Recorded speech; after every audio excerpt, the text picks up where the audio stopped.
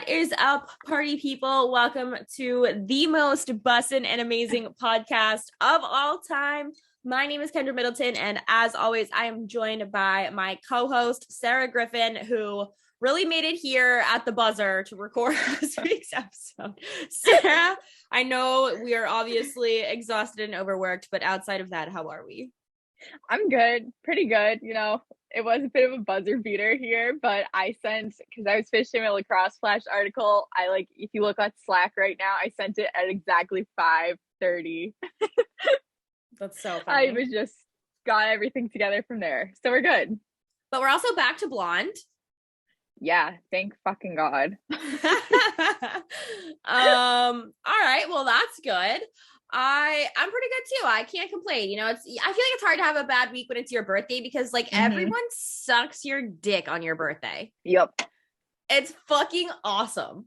I forgot I've never been a birthday person. I don't tell people my birthday's coming. I just kind of am all right, if people remember, whatever. This week, obviously, if you listen to last week's show, I cared about my birthday and everyone sucked my dick and I might never be able to go back. Oh, once you're a birthday person, there's no going back.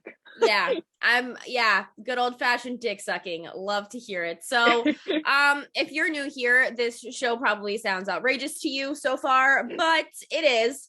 So we're going to move into our HLH segment, which obviously if you are new here, you probably don't know what that means, but that means high, low, hero. So your high of the last week, your low of the last week, and your unexpected good thing that happened to you, which is your hero, just to kind of catch up. So Sarah, what's your HLH this week? My high is definitely, I have pretty much the whole weekend off. I keep saying that to people, but I actually am working during the day Saturday, which whatever, it's fucking matinee games. There's 2 or 3 of them. Yeah. I'll get by. I'll be done. I can go out. I can have a life. This is my first Saturday off since I started this job in December, and I've never been so excited in my life. And then I do have to work Sunday, but whatever. I'm just so excited. I have the whole weekend off. There you go. Go off, queen. I'll see you tomorrow. Yes. So I would say, so you'll see plenty of me. We're gonna be playing Guitar Hero and drinking at my house and having a party. So hell yeah. It'll already have happened by the time this goes up. So apparently Jason and Chrissy have something outrageous planned. We'll see how it goes. I don't know. Oh shit. Okay. I know. All right, we'll see. Okay, my low, not to call the NHL out here, but the scheduling, it's been tough. It's been tough. So I worked Tuesday night and it was 12 games and all of them are super high scoring. There was only 4 of us on. And we were just everyone was okay, this game, I had 2 games. One was 7-4. The other was 6-4. There was the 9-2 Coyotes game. There's a milestone in this game. There's a mile. And we're Jesus fucking Christ. Last night there was 2 games. 2 games on the entire night. Tonight there is 14. I know. I remembered I was texting you this morning about potentially changing the show. And you were oh, I have games at whatever time. And I was shit, I forgot there's so many games on tonight. 14. And important ones. Oh yeah, of course we're getting all these emails because we get told what games are the really big ones. Of course it's Eichel's return to Buffalo. Yep. We have that later in the show. Stuff. All these different milestones for different players. But then tomorrow there's 4 games. Yep. You Makes can't sense. spread the out. There is 26 teams playing one night. How is that helpful? And they're all on at 7. How is that helpful to anyone? Anyways. That's definitely low. I know tonight's probably going to be hell, but whatever. I have the weekend off. It's true. You can recover. Then my hero is my hair no longer being crusty and gross. Everyone's been telling me, your hair is not crusty and gross before. No, my hairdresser even told me. Yeah. My roots were, down to here. And then I had, I had, an orange band because it started getting discolored because it was bad. It was so bad. And then because I was I want to go lighter just to prevent that from happening. He's normally when people ask to go lighter, I tell them no because I really like the golden blonde you had going on. He's but I never want you walking around with that shit again. So I'll go lighter. Oh my God. It's kind of a blessing and a curse that I'm allergic to hair dye and bleach. I know, he was like, because when I just do like the regular like golden blonde that I had before, I don't need to bleach it or anything. Mm-hmm. But I was like, no, bleach my hair. Bleach. I'm like, Bleach I'm it. walking around with this dirty ass like hair and then like this orange band, which no one could really see because it was like under. But I was like, I see it every single day and it's disgusting. So And it's disgusting. that's my hero. Okay, there you go. That's not a bad one to have, I feel like. I have kind of a hilarious HLH this week. I'm not gonna lie to you. One of my heroes. Actually, yeah, no, everything in this is like funny except for my low. Okay, so my high. I don't know if any of you know what hot pot is, but like when my friend's mom described it kind of perfectly, it's like Asian fondue. So it's like you go and you like cook everything in like the pot in front of you and stuff, and you like share. So we took I took a bunch of my friends to hot pot for my birthday because that's what I wanted to do. It's kind of like a meal where you like sit and like hang out and chat and like you sit there for quite some time. So it was like me and like 5 or 6 of my friends, and you know Steve Hewitt, if you like know anything about the Red Sox or like read like the Herald or whatever, you know who Steve Hewitt is. And he thought that he said his broth was like way too spicy. And Steve is not an adventurous eater at all. Like he is kind of just like very vanilla about his diet. And the like waitress came over and took all the chilies out of his broth. And he like didn't know that that's why she came and took them out. And he thought that he was supposed to eat them. So he ate like a fork full of just like chilies at my birthday dinner. And if you know Steve, like that's the funniest thing in the whole world. I even picture that. You know how out of character that is. I thought it was so funny. And the whole table was like, no, you're not seeing that. And he just did. And it was so funny. So funny. So that was like one of my highs, which was unfortunate for Steve, but like everyone else thought it was hilarious. My other high, so the Jags mascot and I like were chatting on Twitter because I said that I would like let him throw a cake in my face like voluntarily, and he DM'd me on Instagram, and I think that I am going to Jacksonville to get a cake in the face during football season. So I think that that's really cool. Like I would so I would like whether you hate me or you love me, like that's freaking awesome. So that was like a cool thing. I guess I just have to make sure that it's like a plain vanilla cake or a chocolate cake, and definitely bring like makeup wipes or something of that sort, you know.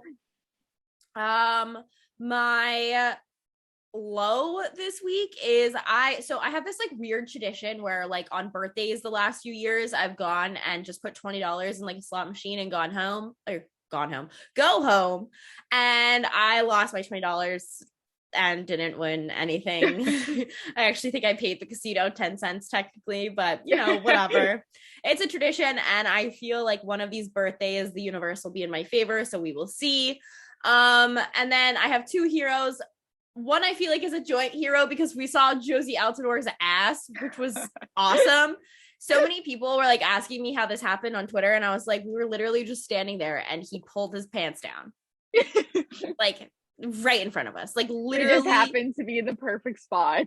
I could like not this, I would never spit on him, so don't take this the wrong way, but like he was so close to us that I could have if I wanted to. Like I would never spit on an athlete, but like that's just to describe to you how close he was.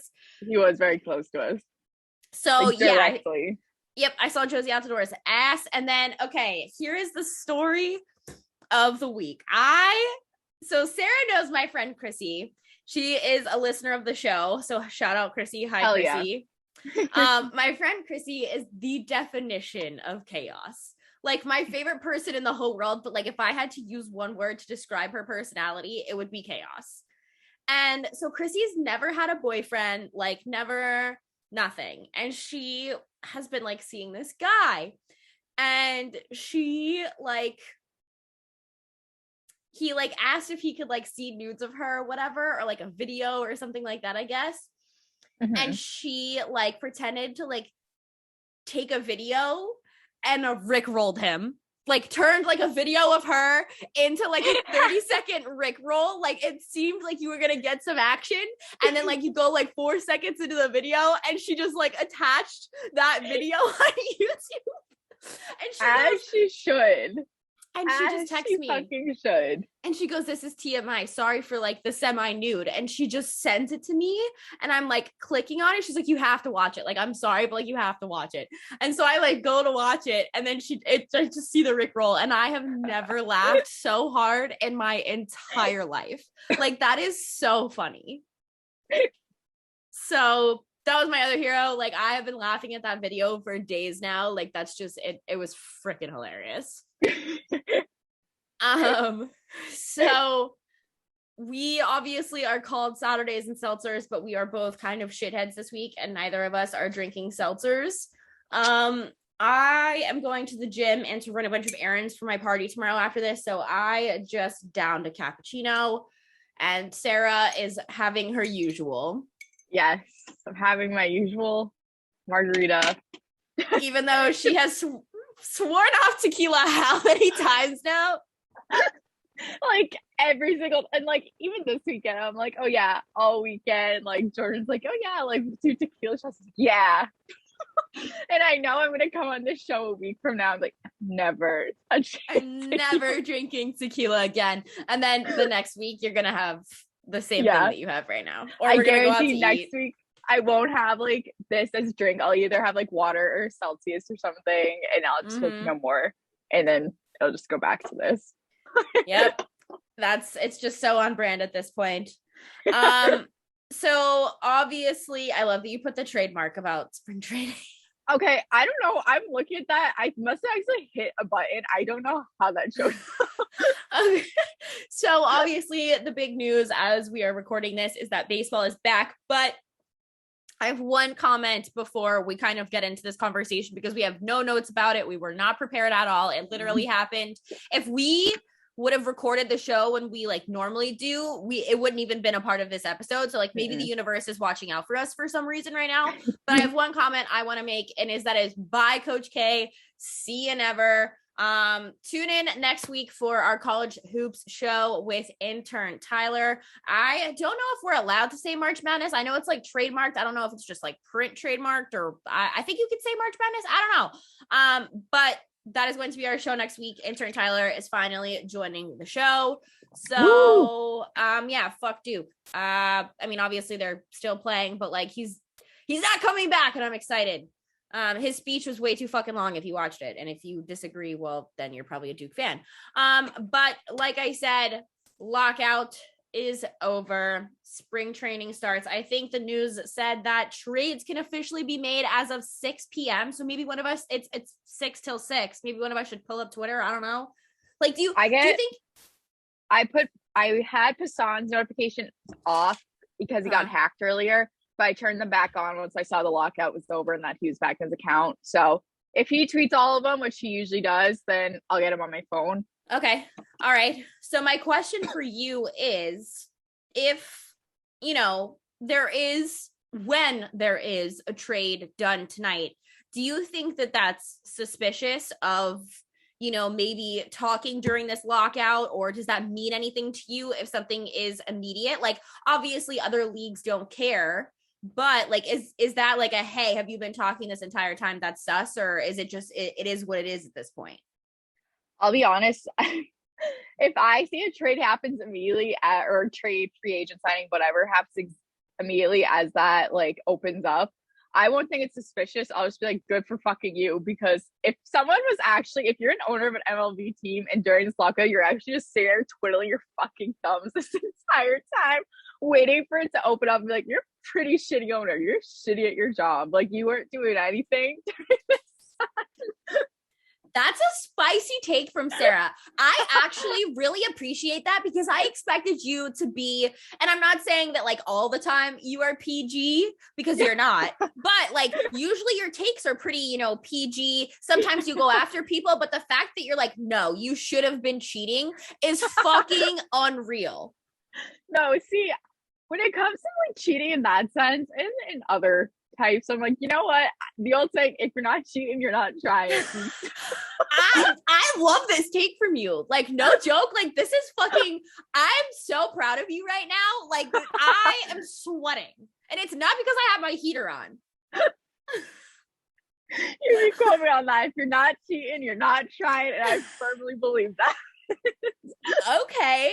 I love that. So I guess my next question for you, as someone who like obviously is into baseball for a long time, and you know, I know you're kind of getting away from it now, as am I, but my question is it's like, it's been so long for me that I don't even remember, other than Correa, who's up for what discussion, who might, I know that the Red Sox are supposed to announce that kid from Japan. Yep. Suzuki, is that his name? Yes.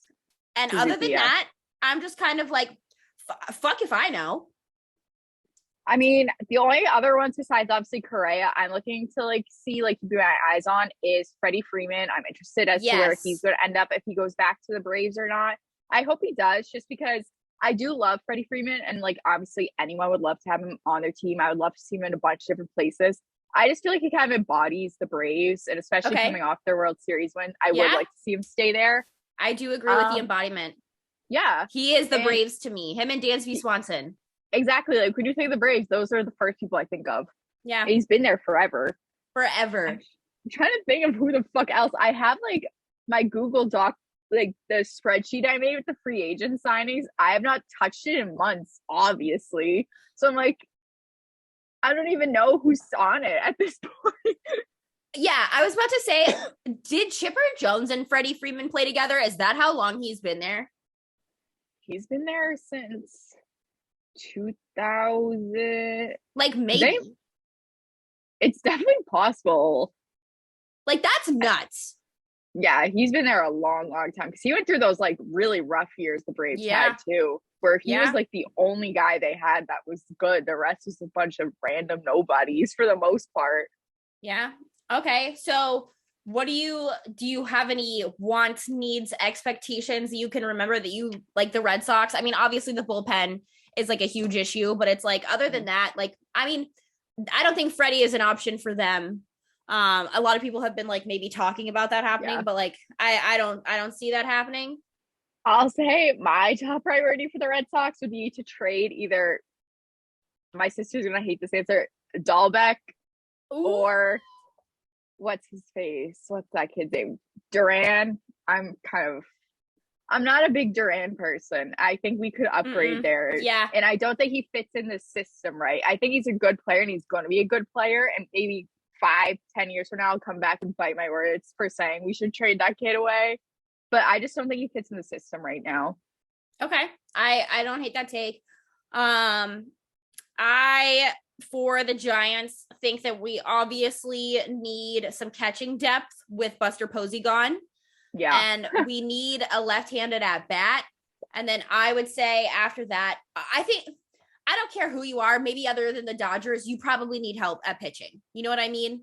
Like, yeah, I feel like everyone's always like, oh, we need another starter. We need more in the bullpen. Yep. Everyone does. Everyone does. You always need pitching. Like, and that's kind of a safe route to go. And if you're MLB, like you always, if you can sign a good pitcher, you do it, or you have a good prospect, whatever. Like that's just always a need. It doesn't matter who you are. Like I said, other than maybe the Dodgers right now.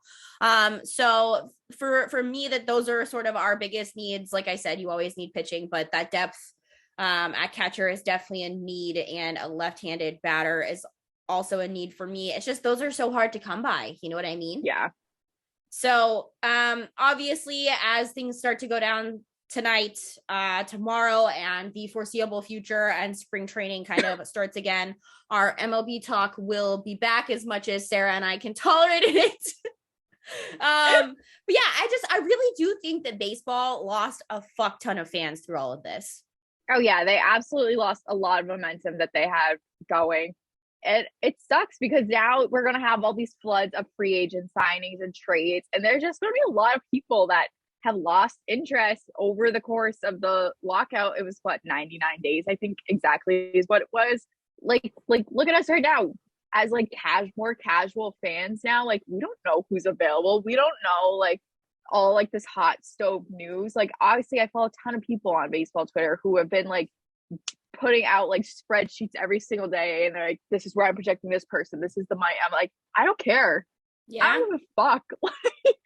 Yeah, it's true. It's going to be hard to keep track of it all and follow along with it all, because it's all going to be in this such a short time. Because now spring training, they said, is starting like tomorrow. So. Yeah. My roommate leaves. He's supposed to leave tomorrow, but because of my party, he's leaving Saturday. So like, it's here. It's happening. Hotels, I heard, are hard to come by. My only other comment is, because of all of this, obviously there's going to be sort of an economic decline to come because of things that are happening in the world. But on top of that, and what's going on with baseball right now, I honestly think that this is going to bite them in the ass numbers wise next year. Oh yeah, it absolutely will. And like, I don't know, a bunch of people texted me and they're like, oh my God, I'm so excited. Like baseball, like all this stuff. I'm like, yeah, like you're talking to someone that used to live or die by baseball, like wanted to make the whole career out of it, like watched every single game, had every single notification on, like obsessed. I'm just like, I said it to you. I don't know if I said it in private. I don't think I said it on the show, but I'm like kind of glad I made the shift, just because, yeah, like you're back to work and stuff. But I'm like, there's going to be a lot of fallout from this for like years to come. Yeah. Well, and like, until today, like people who are freelancers were like, am I going to have a freaking job this year? Mm-hmm. So, I mean, Brutal. there's been drama across the board. And obviously, I have some notes on NFL drama that I do want to get into as well. A couple things I want to get your thoughts on, just some initial reactions for me. But I know we talked about Calvin Ridley, God, months ago, when he decided to take a step away for his mental health. I don't know. Did you see that he was suspended? Yes. Okay, so if you live under a rock, Calvin Ridley suspended an entire year for spending $1,500 sports gambling on parlays. Before I ask you before I ask you your opinions, I'd like to make a note that leagues, broadcasting companies, people partnering with the every league, all of these people are partnering with DraftKings, FanDuel. It's all over arenas. You see, even when the Bruins are on, you look at like the boards and there's fucking DraftKings shit. Like it's fucking everywhere. And every platform has a betting show of some sort now, whether it's TV, a podcast, a radio show, whatever. Yep. What are your initial reactions to this, whether it be with him stepping away on top of this or just initial thoughts? So they banned him for a year, right? Yeah, a year. He can still like argue it, but like you said, betting is everywhere now. Like it's so integrated in sports, especially the four major sports, where like you're watching a football game, you're watching a hockey game, a baseball game, basketball game. They have the betting lines running on the bottom of your screen. You'll have like segments in the show of, oh, you should put your money here, use this sports book, like blah, blah, blah, like all this stuff. And I think we talked about it kind of recently with like MLB Hall of Fame and how Pete Rose, like, he can't get in because of that whole thing. But then everyone's like, all right, but baseball continues to move towards like, oh, look at us betting, like all this stuff. I feel like it's kind of similar to that, but almost worse, because it's the year 2022, where it is like sportsbooks are the major sponsors at this point of all these like major sports leagues and stuff. And again, like, I don't know, I feel like a year is kind of a lot in the world that we live in. It sounds kind of stupid, but also at the same time, I'm like, I know, like, yeah, you're not supposed to do it. Like, you're not supposed to tell people that you're doing it. I'm like, there's no way he's the only person doing that shit. Totally. There's zero fucking chance. And I'm like, also, he's betting on his own, like, he was betting for his own team to win. So yeah. Is he supposed to not? I think it'd be worse if he's betting on him to lose and like throwing games. Yeah. A couple other, I mean, like for me, I mean, like to your point, ESPN sold like some sort of something. I looked this up and I can't remember what it was. Some sort of rights or whatever to DraftKings for like $3 billion. Mm-hmm. But also, like, it's in players' contracts that they can't gamble, nor should they. Like, obviously you have some sort of insider or something if you're a player. Like, I don't think that it defeats the integrity of the game if players are gambling. So I'm with it there. Yeah. But my issue is the year suspension and the $11 million he's missing out on in comparison to other notable suspensions. I put in our notes, Ray Rice, 2 games domestic assault. Yeah. Greg Hardy, 4 games domestic assault. AP, felony child abuse, 6 games. Ezekiel Elliott, 6 games domestic assault. Josh Gordon, 6 seasons for smoking weed. So don't get me wrong. I don't think that players should be allowed to gamble. Like I said, it defeats the integrity of the game. But you do have gambling all over your fucking arenas, every broadcast, everywhere, every media outlet, everything. So what did you expect? But I think that the fact that people are getting away with, you know, beating their kids, beating their wives, beating their girlfriends, fiancés, whatever, and are losing 2 games, and he's losing $11 million for $1,500 in parlays. Yeah. What are we doing here? It's just like in the grand scheme of things, like, yes, it's bad. It's in your contract. You know better than to do that. But when you look at how the NFL handles other situations, I just think it makes it look so much dumber. Yep. I know that they're making an example out of Calvin Ridley saying, hey, if you guys sports gamble and fuck with the integrity of the game, this is what's going to happen to you. But it does make them look like a joke when other suspensions have been minuscule in comparison. Yeah. So there were a few signings this week that I want to talk about before we get to some lacrosse and hockey stuff. Obviously, Aaron Rodgers signed the largest deal in NFL history, 4 years, $280 million. I want to say like 180 something of it is guaranteed or something outrageous. Devontae Adams also staying in Green Bay. The only question that I have, I don't know if you want to chime in on this or not. I don't know if you have an opinion, but my question for our listeners is, does Aaron Rodgers sign that contract if they can't slap Devontae Adams with that tag? Because that's I don't think he stays. Like I said, I don't know if you have an opinion there, but yeah, I honestly don't know enough about that to have like a set opinion on that. Yeah. So that's my question for the listeners about, you know, the receiver situation there. Throughout all this, he just made it clear that he wanted to be the highest paid player.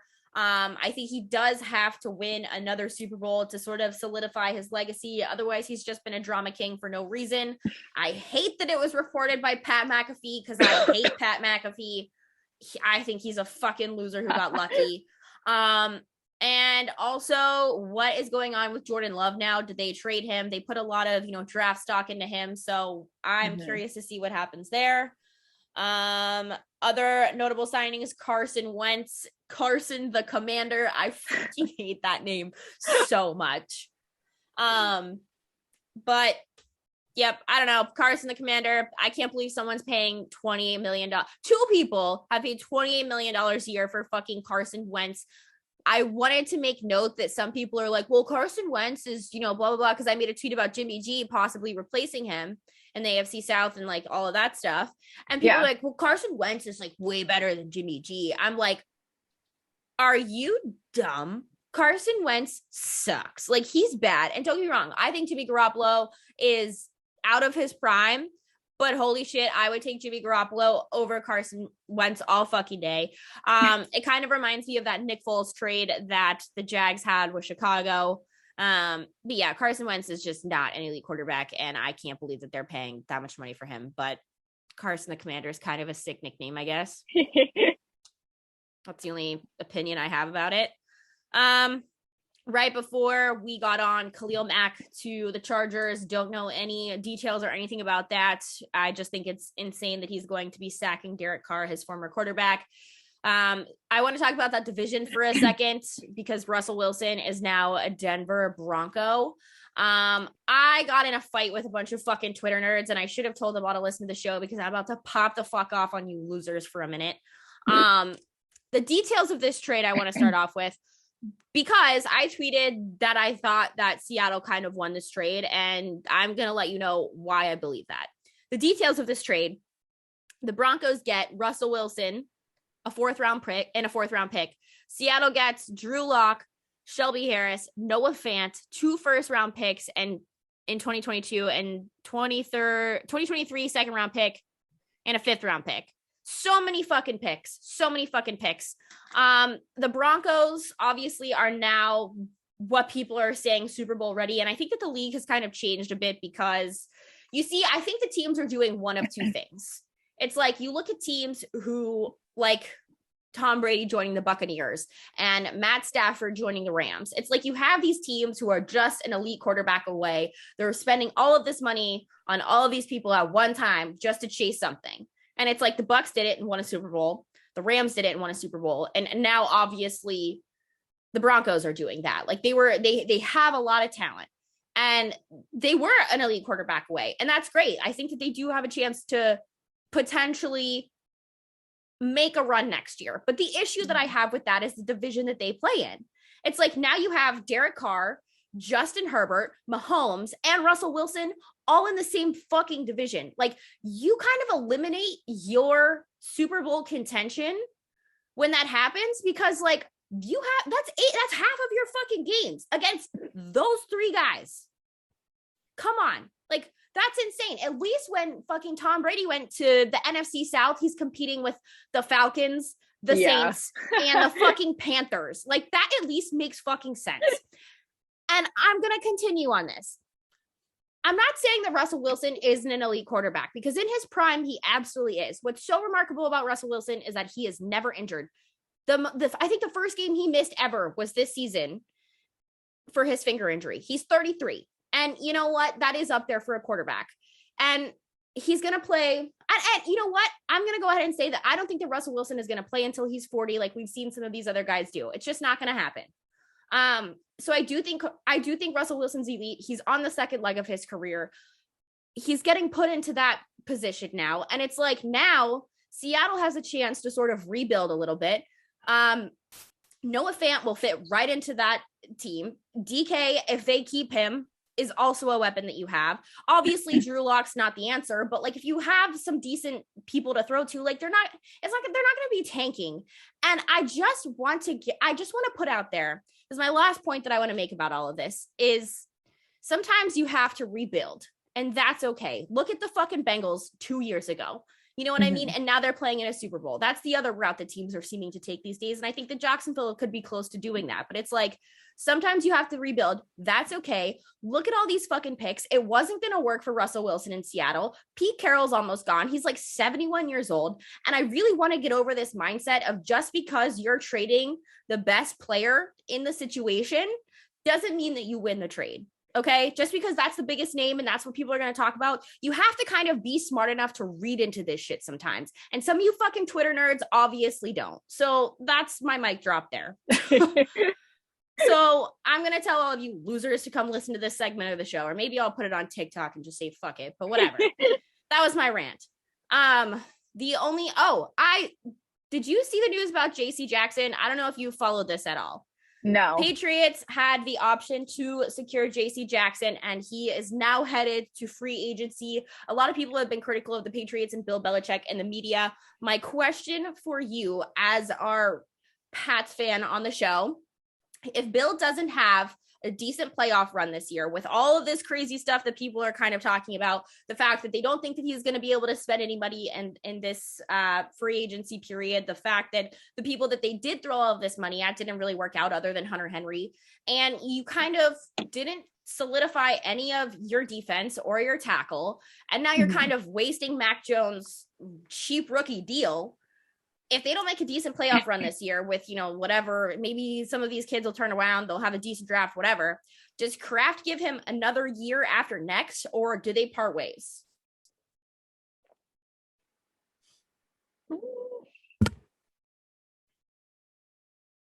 I don't think they'll part ways, or I don't think it'll be like something like, underperforming, poor performance. I feel like there's too much respect there for it to ever go down like that. I think it'll be just kind of a decision on its own. Okay. See, I think they will part ways. So maybe we will see if that happens. Yeah, I do. Because my thing is that it's like, I don't think, obviously, if I know Bill Belichick the way that I like to think that I understand him as a person, he's going to want to keep coaching. But I don't think Bob Kraft will let him get to a spot where he kind of might spoil his legacy a little bit. I think that he would, have that conversation that's like, hey man, I know that this is like where your heart's at, but like everybody has a time. And with the way that I've seen this sort of postseason situation unfolding for them with their coaching, who they have on the staff now, the turnover, like the players that they have on the team, who they threw money at, their free agency period last year. Like, I don't know, man. I'm kind of at the point where I'm skeptical along with other people. So we'll see. I don't know. Yeah. My only other comment about football before we get into tons of lacrosse stuff, because it was a big week for PLL and NLL. Yes. The Jags threw the tag on Cam Robinson. Yeehaw. Please don't fuck up the draft. It is hard for me to be excited right now. And it's great. Like, cool. Cam Robinson, cool with it. Awesome. But like, I just am so focused on this draft and them not fucking it up that I can't even think about anything else. So Sarah, the second half of the PLL schedule was released. I don't have it in front of me, but I'm going to pull it up. I want your initial thoughts. I love that they brought in for the second half of the schedule a lot of new places that they haven't gone to before. Like they're going to Fairfield, which I'm kind of surprised they haven't been to Fairfield before, just because anywhere in New England is a hotbed for lacrosse, New England, Long Island, just New York in general.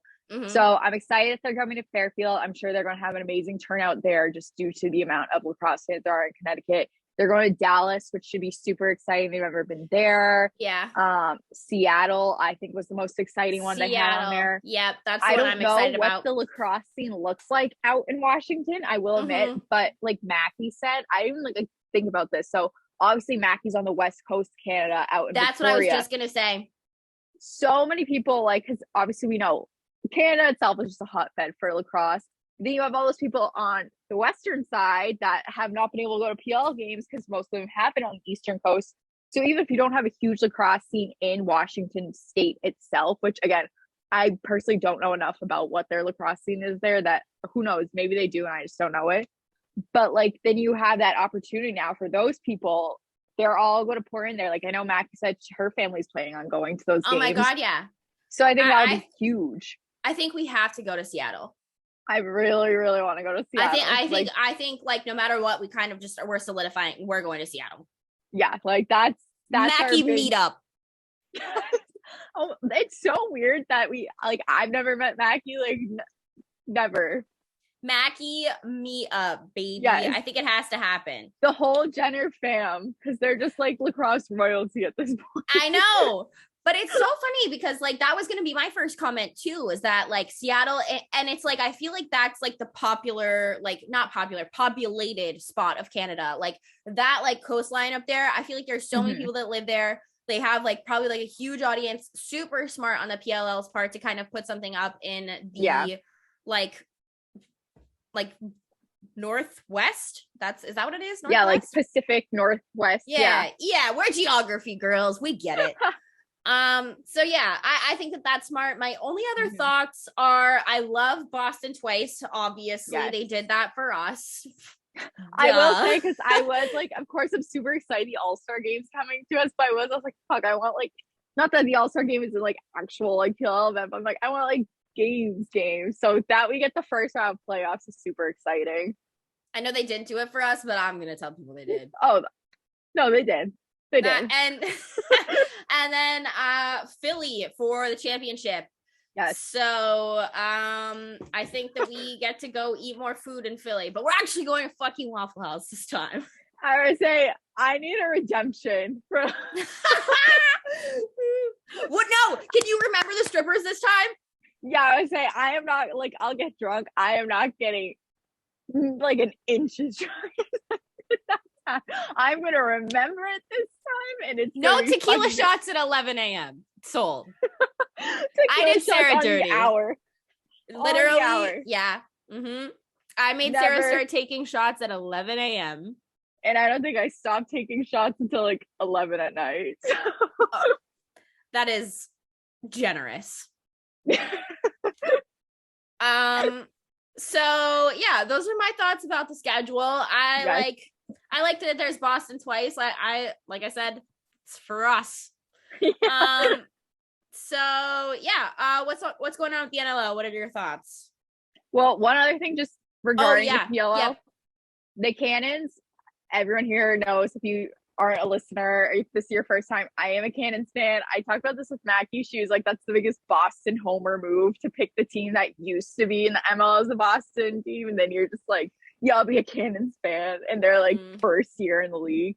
But you know what? Fuck you guys. I am a Boston homer. So I'm going to ride that shit. And there's no Boston team in the NLL. So I got to pick one of them. But so the Cannons re-signed Stephen Rafis, Jack Gilty, and Tyson Bell through 2024. I like that moves all around. I love the Stephen Rafis move just because he was a rookie last year, and I think he definitely got overshadowed.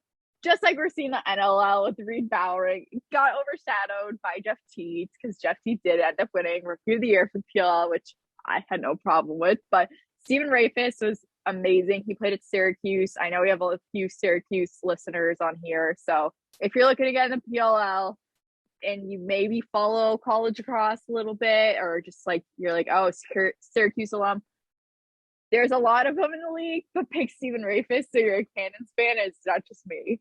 There you go. He's so good, and I'm so excited for that. So that was pretty much it for PLL news.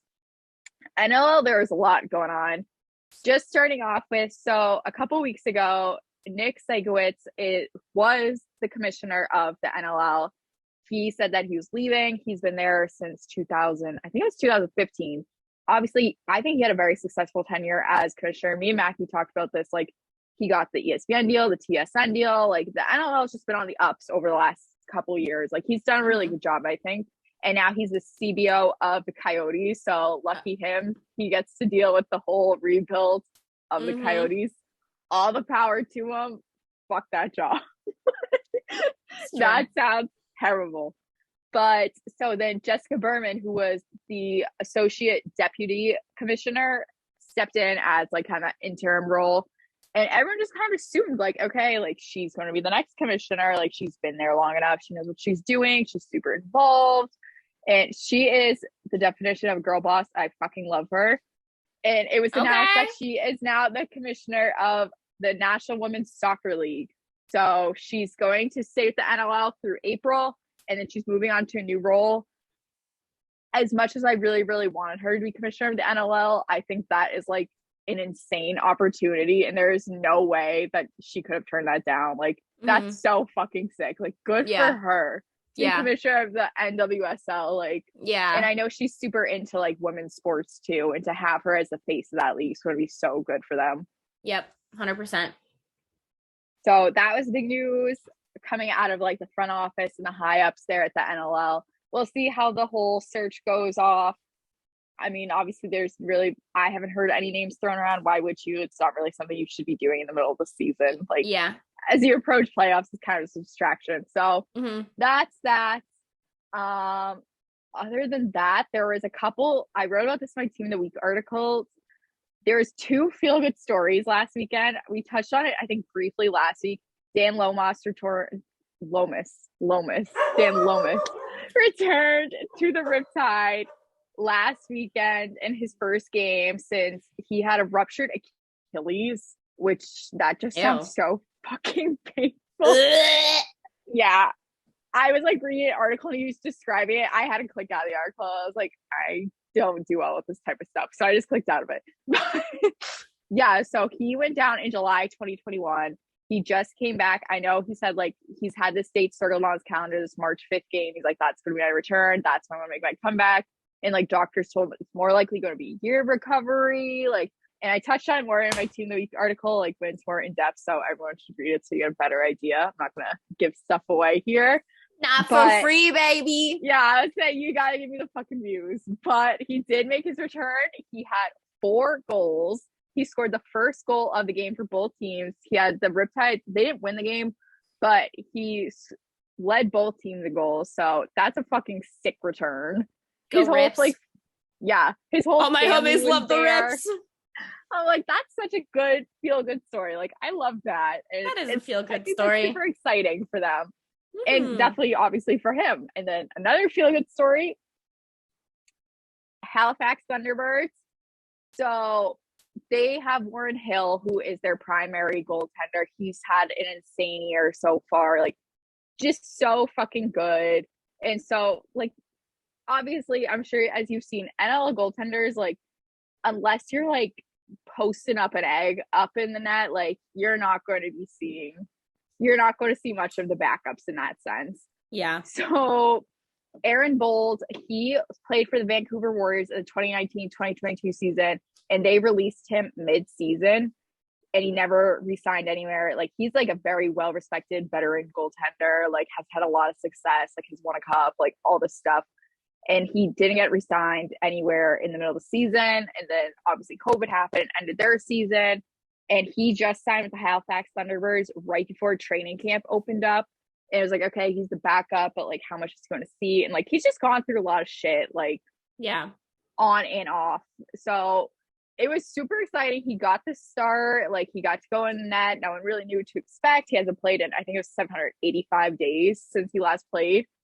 And only did he get the win, he made 12 saves on his former team, because they played the Warriors. They played Vancouver. So the team that released him, he beat them, made 12 saves, or no, he let up 12, but he had like 38 saves and beat them. Obviously, all his teammates are like freaking the fuck out. Like, they're so excited for him. That's such a feel-good moment. But then he also moved up the list on the NLL's all-time save list from 10th to 9th place in that game. Oh, that's sick. So it was just like all around, like, good vibes. Good vibes. Immaculate vibes. We love to see it. So those are two feel-good stories. I wrote about them more in Team of the Week, so definitely go read those. Other than that, last week in the NLL, our boys in Panther City upset Saskatchewan in overtime. I saw the Panther City dub.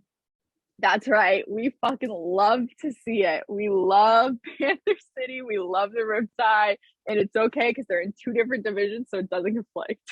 You can invest in our metaverse purchase of Panther City via Venmo. My Venmo is at Kendra Middleton. Thank you. What's my Sarah Griffin 18. Just make it out with Panther City metaverse. Yep. Or booze. Yeah. Either one works. Tequila. But yes. Actually, no one give me money for tequila. Don't give me that money. But yeah, Panther City beat Saskatchewan. We've talked about it so much, how Saskatchewan, like, they're fun. They had that win the week before against Colorado. And I was like, okay, like, they're going to make that push for the playoff spot. Like, you can never count them out. And then you lose to Panther City, which I will say, everyone at, like, when you first see it at surface, they're like, oh my God, they lost the franchise, like, expansion team. Like, that's so fucking bad. Panther City's looked good these last few days. And few games, I should say. And so, few days. these last few days, Panther City's been looking good. Yeah, because they haven't played. Yeah. But so Will Malcolm kind of led the way for them in that game. He had 5 goals and 3 assists. And he was like, people are counting us out, but we're still in the hunt because they're 3-8. Saskatchewan's 3-7. Calgary's 3-7. Those are all in the Western Division. They're all competing for that final playoff spot there. Good shotty. If Panther City continues on that streak, and Calgary's looks awful, I'll say, and Saskatchewan can't seem to figure it the fuck out, that'd be kind of sick. I'm not going to put any money in that. The metaverse would freak. The metaverse would lose it. Like, I'm kind of here for that. Like, I love chaos, but this is not news to anyone. Yeah. I would love if Panther City made the playoffs, even if they got their asses beat in the first round. I'd be like, you know what? You knocked out Saskatchewan, you knocked out Calgary for the spot. Good for you guys. This is your first year. Like, it'd be like the Kraken making the playoffs this year. I mean, they're already numerically eliminated, so that just like can't happen. But they're bad. Oh my God, they're horrible. They're real bad. Yeah, they're tough to watch. Should we move in? I was gonna say, I have 2 more things, just quick things regarding the NLL. That kind of leads to my next question: if Saskatchewan will be buyers or sellers at the trade deadline that's coming up. I'm kind of leaning towards that they're going to be. You think so? I have to. I don't know, because they have so many guys that are going to be free agents after this season. And they also have a lot of older guys, and they have a couple guys retiring. So I'm That's like, why I I say buy. You chase it right now. You go for it now, or it's not going to happen because you're just going to have to rebuild anyway. I think if they lose this game, this upcoming game, that they should just sell. Okay. All right. So depending on this game, I like that. Then I think they're still in contention. Like, I as like crazy that. as it sounds, even if they just have 4 wins on the season, I think, yeah, then if they win this game, bye. Like, you're in crunch time now. I mean, they've been in crunch time, but like we say every week, like, this is it. Like, this is actually fucking it. Yeah, otherwise, I like that. Just plan for the future, sell, whatever. Okay. Done. You heard it here first. There was just one other thing in the NL this week. Halifax traded for Sean Evans, who is now, he was from the Rochester Nighthawks. I don't think Rochester, they started off pretty strong, but Nighthawk really is such a cool name. Right? So cool. It is cool. They have a cool, and I like their jerseys too. Like, normally I don't like the like olivey green look, but I like those ones. But so they traded for Sean Evans, who's like one of the best in the league. And now he's already at the top. That makes him the Thunderbirds' top scorer just by trade. So I think that's scary because Halifax is already so fucking good. They have so many guys that like have such like strong individual performances. And I always think with their offense, like, you're always going to get at least one person in there who's going to go off and have a crazy night. And now you just have someone even more amazing. And I saw someone reply to it and it was like, what's this in hockey terms? And they're like, it's like they just traded for Ovi or Crosby, which I don't think I would go that far. I almost replied to it like, all right, let's slow down. But it is up there. It's up there. Okay. I mean, I like when you put things in hockey terms. I like that. I appreciate that. Yeah, I don't really have anything else to say. I do think that I like your take about buying or selling. I do enjoy that. If this game is the game, I like that. Do you want to move on to some NHL stuff? Yeah. I think a lot of our notes are kind of the same. I think that we have like some of the same topics that we wanted to talk about. The only thing that I think both of us can't speak on is that the Sharks are fucking terrible and I'm miserable. Yeah, I can't speak on that. We're so fucking bad. Oh, and like we play LA tonight. I don't even think I'm gonna watch it. Oh, I have that game. Oh, I don't think I'm gonna watch it. I can't do it, dude. Like, I can't.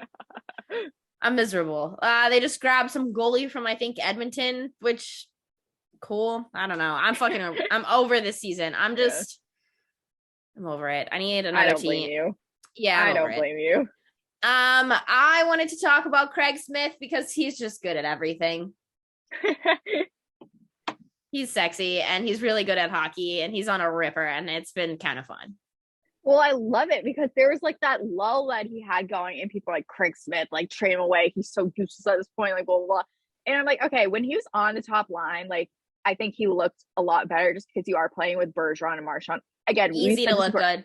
Anyone can look good playing with those two guys. Like, we were saying the same thing with DeBrusk. Like, yeah, you look good when you're playing next to two of the best in the game. But then, once they kind of rearrange the lines a little bit, Craig Smith kind of went on that lull, and that's fine. It happens. But then they're like, oh, what the fuck is his use? Like, all this stuff.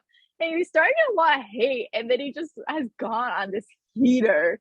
Like, unreal. Like, he had the hat trick game. It's like a goal a game we're seeing from Craig Golden Smith. Road trip for him.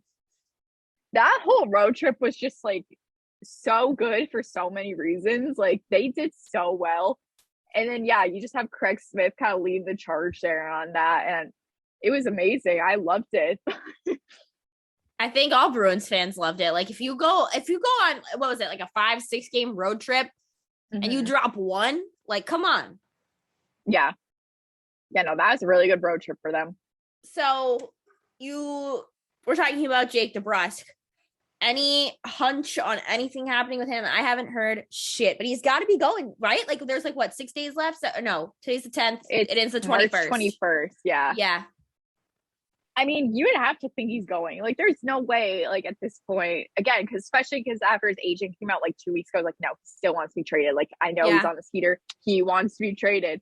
it's just weird that we haven't heard anything.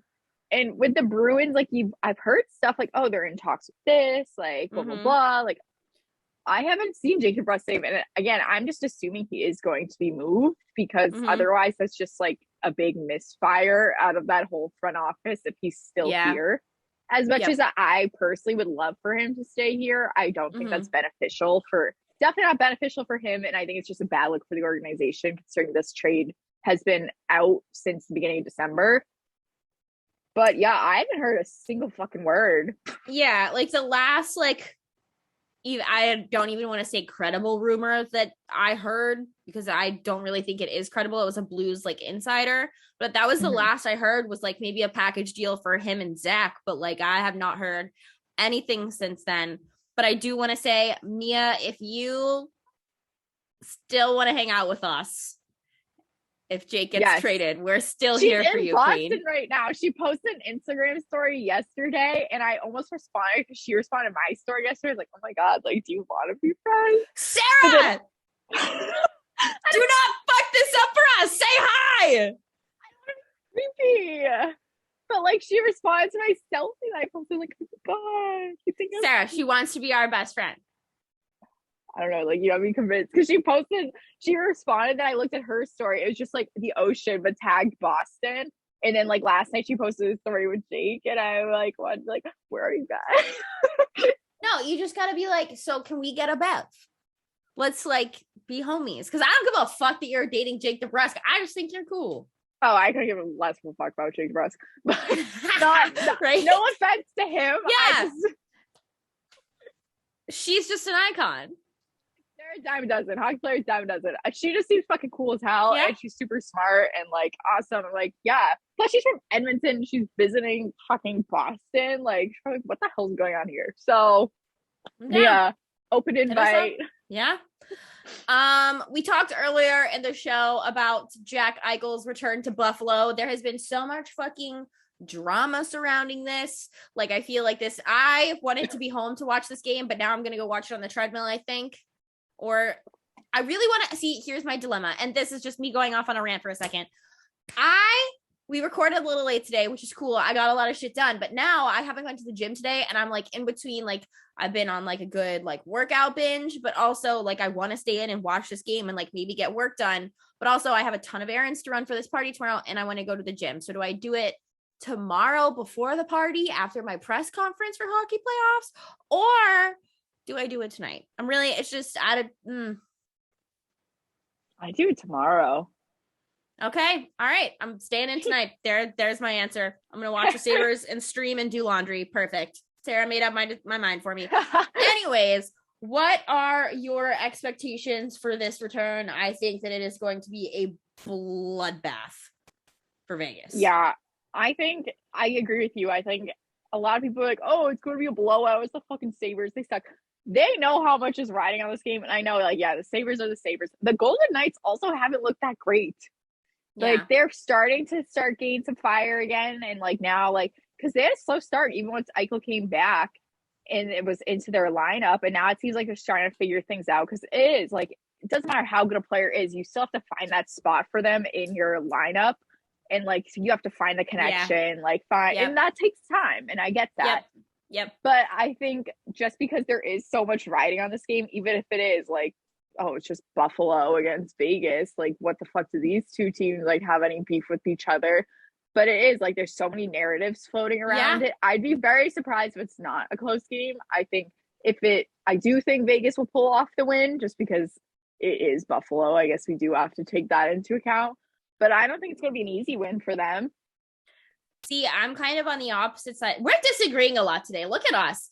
I'm kind of on the opposite side of that coin. I think that it's getting to the nitty gritty point of the season where you need to be not playing your best hockey, but be playing better hockey. And I think that this game and everything that's riding on it and the media coverage and the return and blah, blah, blah, I think that this is going to be the game that's going to send Vegas into the next gear, because I think that once you have like a lot of drama and a lot of storylines and stuff like that, oftentimes that's when line mates can seem to find some chemistry or connect a little bit, is in those moments. And I think that this will be the game that's going to kind of maybe finally solidify that chemistry to put them into the next gear through the rest of the season. They are going to be playing better hockey from here on. Well, I also just found, I did not realize it's Pride Night for Buffalo. I'm like, I don't know, that kind of changed some things for me. I always have to root for them when it's their Pride Night, because then they have the cute, like, warm-up jerseys. So I'm like, you know what? If they lose, and they lose miserably, they hate the gays. That's how I always see it when they lose the Pride Night games. Can I please quote that? Yeah. Quote me on that. When teams lose on Pride Night, they hate the gays.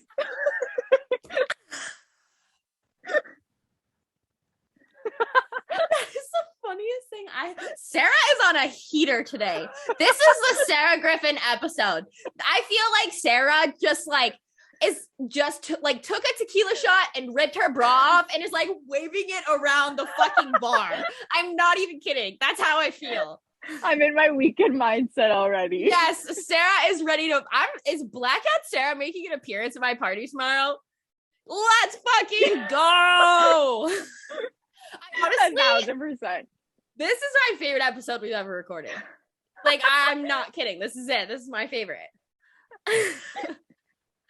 Like, that's it. That's the tweet. Like, Sarah's on a heater. Nothing can go wrong. Nothing can go wrong. I see that you want to talk about Toronto as well. Yes. I am here to listen. Yeah. So for work, for some fucking reason, I think my coworkers do it on purpose, where they always give me the Toronto games because they know it'll piss me off. And they're right. It does. It pisses me off because I have not seen Toronto lose. I've seen them come close to losing. They always come back. Every single game I watch, Mitch Marner scores. I watched him have a fucking hat trick the other day. Of course, this is his first hat trick. And then I thought, they were winning. I think it was 6-4 the other day. I was like, you know what? At least I didn't see a Mitch Marner goal, which I will say, if Mitch Marner was on my team, I know I'd love him. He is the exact type of person I always end up loving because he's like cute and awkward. And dorky, I'm like, those are always the ones energy. That I love. So I'm like, have this like kind of soft spot, which I've never admitted that to like right now, and I don't want anyone using that against me. I do. Aww. He's just cute. Like, I have a crush in a hateful way.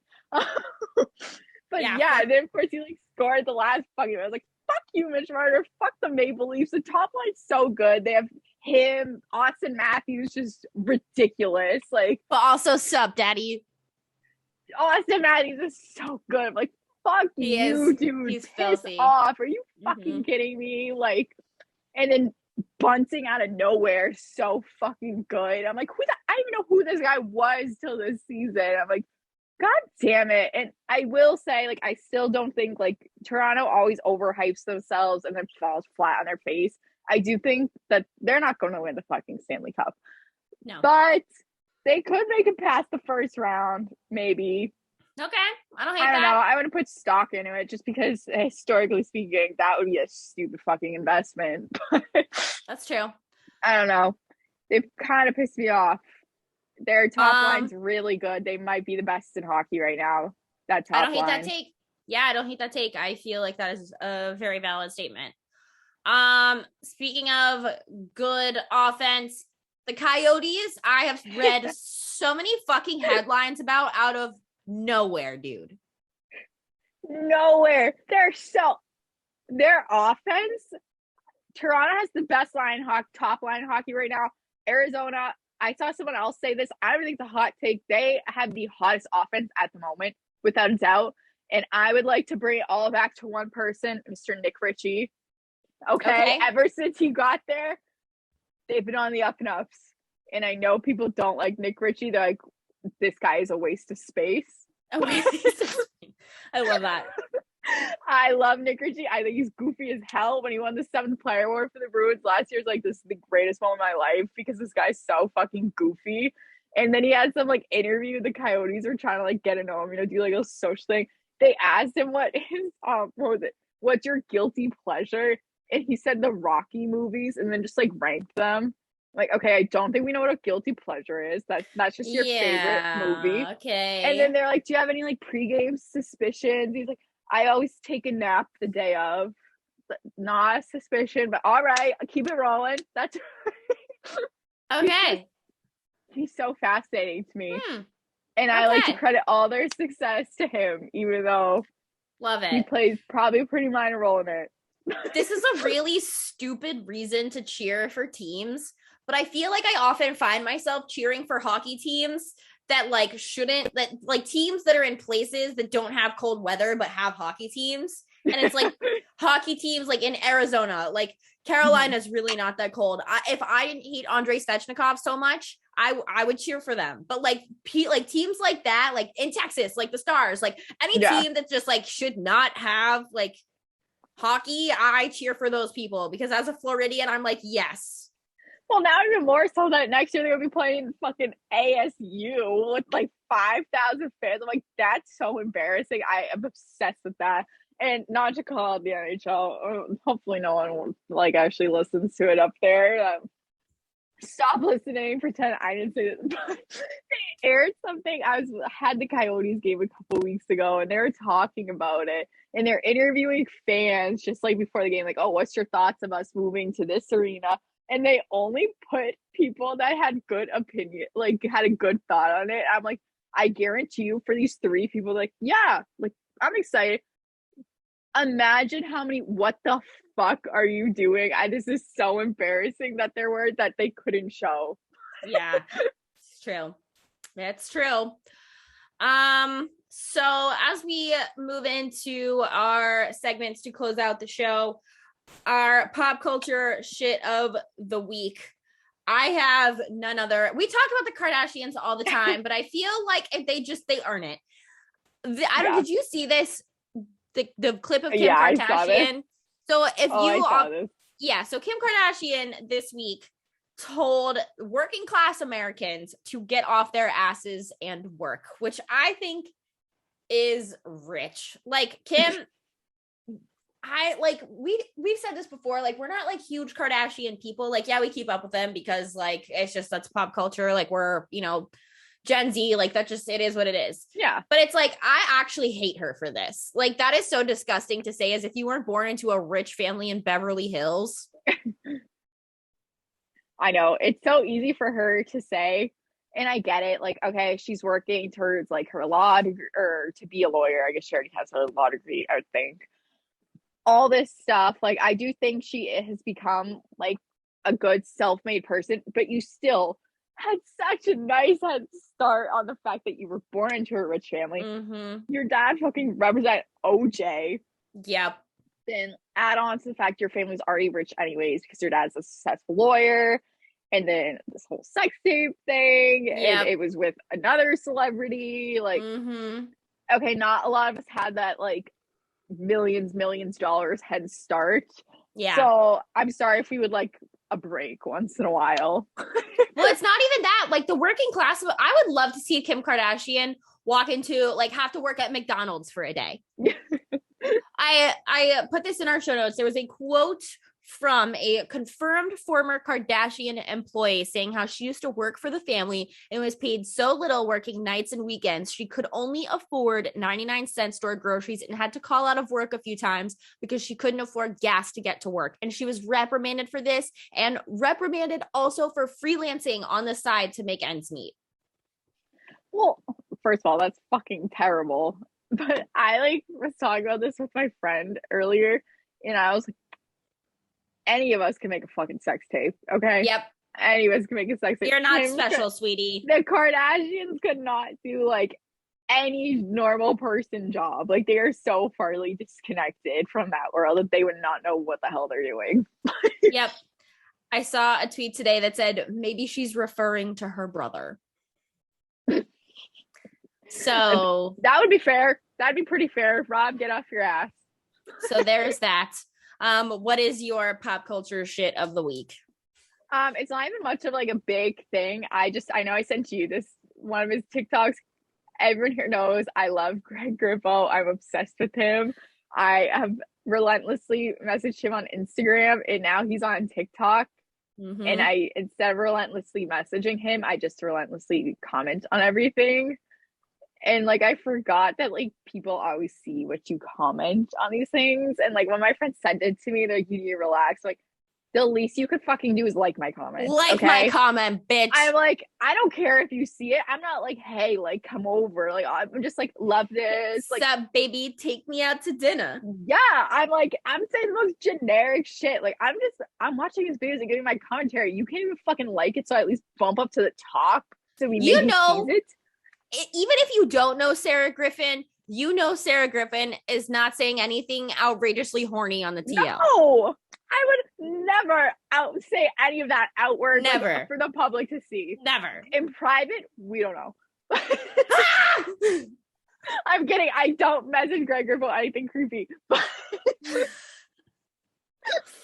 But definitely not in public if I say anything that someone can put me on blast for. Like my friend sent me a screenshot of my comment because he posted a skincare video. Like as you a sent joke. It to me. And I commented, it said, this was very informative. And they're like, you're such a loser. I'm like, you did fucking like it? You have to like the comment. I'm like, I know I'm a loser. I know I'm a loser. That's fine. Like my fucking comment. Exactly. I'm with you, sister. I am with you. I stand. I'll go like your comment. Thank you. So I have 2 tea party segments this week. I see that you don't have one, so we can talk about both of these because I know one of them you are very passionate about. Earlier this week, the NCAA banned guarana, which is one of the most common ingredients across the board in energy drinks, popular energy drinks like Sarah and our friend Dylan Sanders, Dilly shout out of the week. Love Celsius. Celsius is now banned by the NCAA. Sarah, thoughts? I'm sick. I'm sick. So we're all of the white bitches that I'm like, do you want sports or drink Celsius? I will say I definitely get it because when I take it, like, or I say take it, that's literally what's like fucking drug, to be honest, at this point. Shoot it into my veins. I'll chug one before I go into the gym. I'll go into the gym and I look like a different fucking person. I'm going like on the treadmill, I'm going like 15, like fucking nuts. I'm on the rowing machine, like about to fall off. Like I'm fucking on a heater when I drink one of those fucking things. So I do understand because that's just me going fucking Planet Fitness. Imagine a D1 athlete. Sarah Griffin, D1 athlete. Brought to you by Celsius. And I said this on Twitter. If you have never put vodka in a Celsius, you are not living life. See, I really want to try that, but I think I would actually like collapse. It's so good. It's so good. Yeah, I think that this is kind of a whack move by the NCAA. Like everyone fucking drinks energy drinks. Mm-hmm. It's not something that's like, I don't know, like I just don't think it's that big of a deal. Like who the fuck cares? Yeah. How do you even test for that? That's what I was just wondering. I'm like,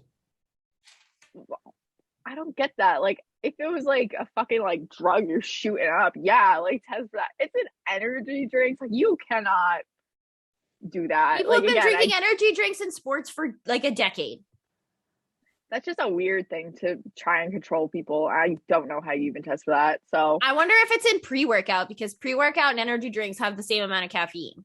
Well, that's what I was just wondering. Like, so does that count like also pre-workout? Because like literally I use Celsius as like pre-workout. And I would imagine that ingredient is also in some sort of pre-workout. Yeah. I'm about to go read my pre-workout when we get off of this just to find out. But my other Tea Party segment, Brittany Griner has been detained in Russia for having a dab pen in her luggage. So I don't know what I can and can't really say about this. I just think that it's like kind of a big deal. Like obviously like there's tension with Russia right now, but it's just like first of all, like love Brittany Griner. I love that she is like so herself and like obviously contributes in a major way to a women's sport. But it's like, first of all, how dumb do you have to be? Second of all, you're in fucking Russia. Third of all, we have tension with Russia right now, and you're a U.S. citizen carrying a dab pen. It's just like, don't get me wrong. I'm such a pothead. We all know this. This is not like a secret about me. I'm a fucking stoner, and that's okay. Like I'm a productive stoner. Like it's whatever. You know what I mean? Like I do enjoy weed. If you live in Massachusetts, I feel like you have to. It's like living in Colorado or California or like fucking Maine or Vermont. I don't know. It's just a thing. But it's like I love weed. Like I would smoke weed over drink all the time, but it's like even I am not like just throw it away. It's not like you can't buy another one wherever you're going. Yeah. Like it's just I don't understand. I didn't realize that was why she got detained there. Yeah, I'm sure it was just like a stupid, silly mistake, and I can't judge. So I'm like, who knows? I probably would make a stupid, silly mistake like that too. But also just given like it's fucking Russia. Given the world right now, the fact that you're in Russia, I would maybe take that one extra step to double check these things. Yo, even before the Ukraine situation, also go Ukraine, pro Ukraine. This is a pro Ukraine podcast. We love Ukraine. Also, if you know any Ukrainian athletes who want to come and talk to us, please, because I've been doing so much research, I would love to talk to somebody. But it's just like, even before all that crap, it's just like, I would never do that in Russia. Like, I can't think of the only place I can think of that's like comparable to do something like that is like North Korea. Well, I don't even know why you would bring that to Russia. I would just automatically think that you can't have that. It's like immediately no. And maybe she bought it in Russia. Like that's like, you know what I mean? But like, yeah, still it's like $40. Yeah, no. So those are my thoughts there. It's just like the same thing with like the Calvin Ridley thing. Like you're risking so much for nothing. Couple tweets of the week to bring you guys before we have closing thoughts. I tweeted yesterday that my middle school boyfriend reached out to me to wish me like a late happy birthday, and he asked if I was like making an OnlyFans. And everyone has been telling me to make an OnlyFans. I'm not fucking making an OnlyFans unless it's for my feet, because I do have cute feet, but I have tattoos on my feet, so like I don't know. But I'm not making an OnlyFans. So that's okay. Just laying that you to heard rest. it here first. Yeah. My two other tweets of the week. The Jake DeBussin. If you missed the Jake DeBussin, one of the Nesson graphic builders made a freaking graphic for Anthony the Red Sox fan. Instead of Jake DeBrusque, it was Jake DeBussin. And it made it on so many freaking shows on Nesson this week. And I love Amazing. it. Chef's kiss. Iconic. Yes. Chef's freaking kiss. My last favorite tweet of the week has to do with Sarah and I both.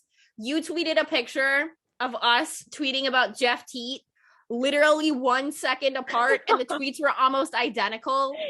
And it was just, I loved it. I was like, we are truly, that's our brand.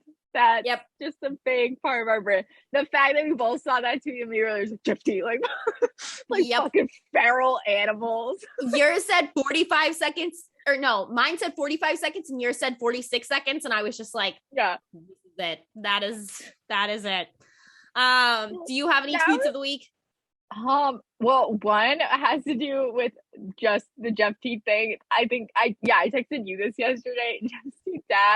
Jeff Teat's dad like liked some of my tweets about him, and he's liked them in the past. I'm like, oh, like maybe it just like popped up, but no, like he's been liking enough that now like he like followed me. Okay, maybe I should like chill. This is kind of embarrassing.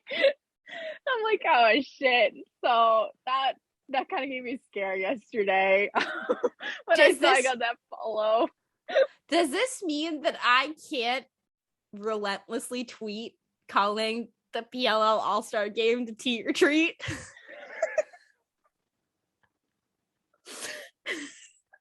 Well, we know he'll definitely see it, but like maybe he'll like it. So, like, how could you not? That's such a good name. I'm gonna do it.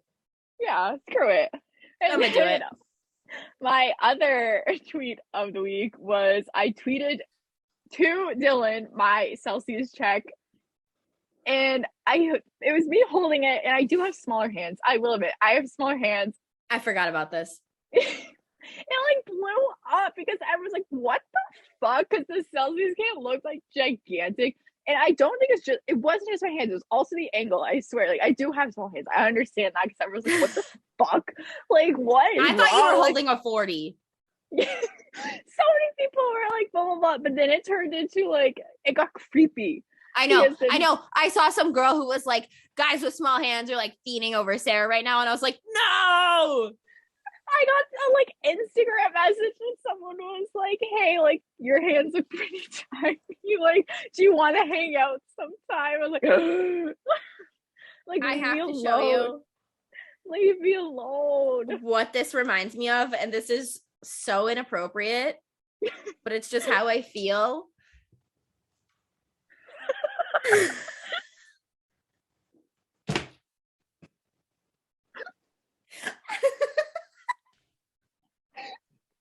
Literally, Sunken was like, can you measure your hands just so I have reference? No, not for free, at least. Not for free. I'm not doing that shit. Sorry if you're listening to this as an audio podcast. I'm literally crying. That was the first thing that I thought of.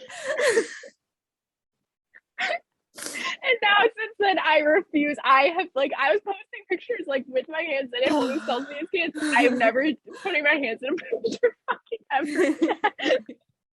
I got so many weird responses. I put a picture of my foot on the internet today, and people were like, "Whoa." So you can start a feet OnlyFans. I'm gonna start hands. I found out this week. So there's a quarterback in the draft named Kenny Pickett who went to Pitt. Everyone's been talking about how small his hands are for a quarterback. I found out his hands are only half an inch bigger than mine. Okay. I was so confused because people were like, oh, Kenny Pickett thinks your hands are normal size. Like all this stuff. I was like, who the fuck is Kenny Pickett? Okay, that makes more sense. I was like, who the hell is that? Like, I don't give a fuck about this guy's hand size. I don't care about mine. So Kenny Pickett right now is shaking in his boots. Closing thoughts from me. My first closing thought is don't forget next week, our March Madness show with intern Tyler. Maybe we'll post it early. Maybe we won't. I don't know. We're picking our brackets. Sarah's making a bracket. Got the graphic today. So we are going balls to the wall. My second thought is that if you are listening to this before 7 p.m. on Saturday, your girl is on Nesson, playoff hockey coming your way. I will be the ringside reporter this weekend. So make sure you watch me. Yep. First men's playoff game. So that's exciting. That is exciting. I don't know what to wear. Yeah, that's tough. Yeah. Oof. Yeah. Mm-hmm. Do you have any closing thoughts? Yeah, if I tweet anything like suspect this weekend, can everyone just like ignore it? You should go private for just this weekend. Honestly, because I told Dora, I was like, I'm going on a bender this weekend. A bender! I'm going on a bender because who knows? I probably won't have another like weekend like this till the season's over. So I was like, I'm going on a bender. Sarah's letting loose. Girls, Sarah's gone wild. That's the name of the show. Sarah's gone wild. That's it. That's the tea. Sarah is feral as fuck. Yeah, feral as fuck. This is my favorite show we've ever recorded. Like, no joke. This is my favorite one. This has been a wild episode. Anything else you have to say before you head straight into NHL coverage? Nope. All right. We love you, party people. Hope you enjoy our birthday content from us. Keep on sipping, y'all, and we'll see you next week. Woo.